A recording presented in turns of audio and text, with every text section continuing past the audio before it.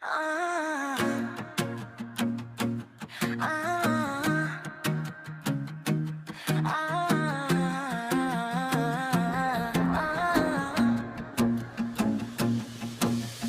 Benim güzel bacım uşaqlığımın sesi, evin içinde gülüşün idi nefesi. Sen ağlayanda dünya qaralır mənə, güləndə günəş doğur ürəyimə. Mənim gözəl bacım, canım mənim, sən olmayanda darıxır evim.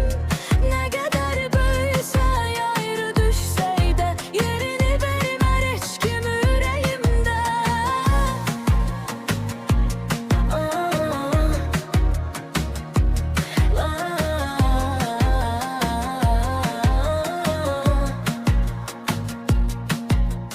Bir vaxt əlindən tutub gəzdirirdim səni, indi dualarım qorur hər yerini.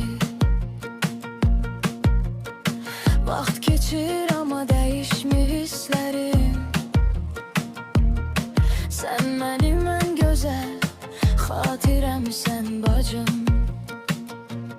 Bəzən küsürük, bəzən incirik, amma bir-birimizsiz yaşaya bilmirik. Bu dünyada hər şey dəyişsə belə, sən həmişə mənim yanımdasan yenə.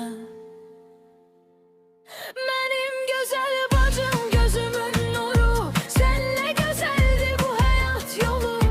Allah ayırmasın bizi heç zaman, sən mənim qəlbimdən doğma insansan.